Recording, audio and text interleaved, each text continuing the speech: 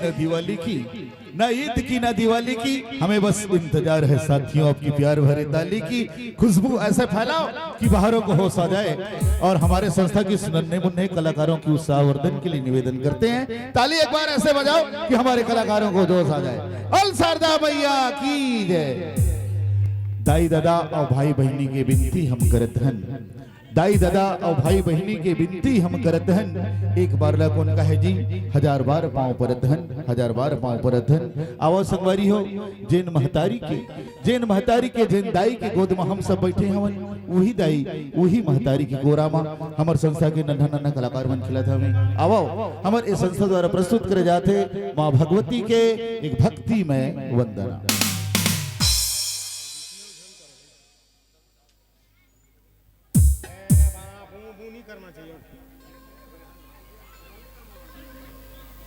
Base मान एकदम 0 point रखा तो बेस विकेट हो गया।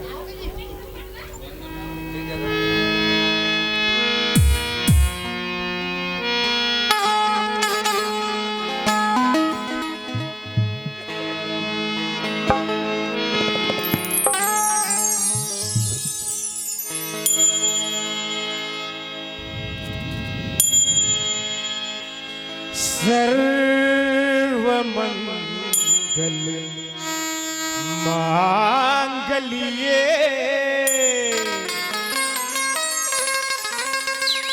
शिवे सर्वार्थ साधिके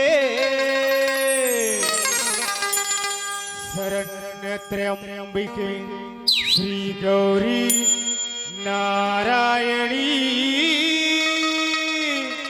नमस्तुते।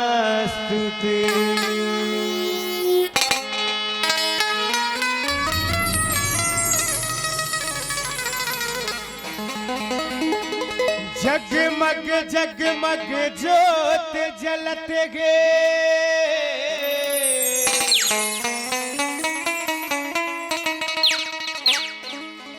दाई तोर भवन माओ।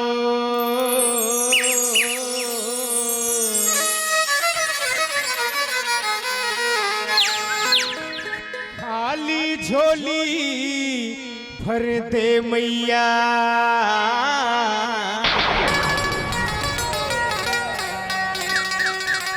आयम तोर शरण माओ।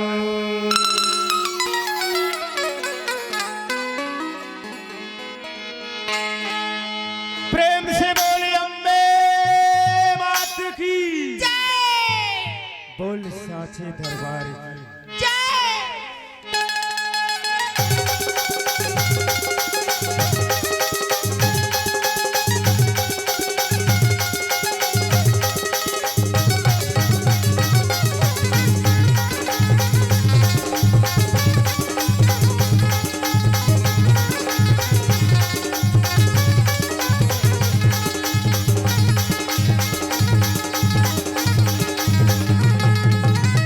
तेरा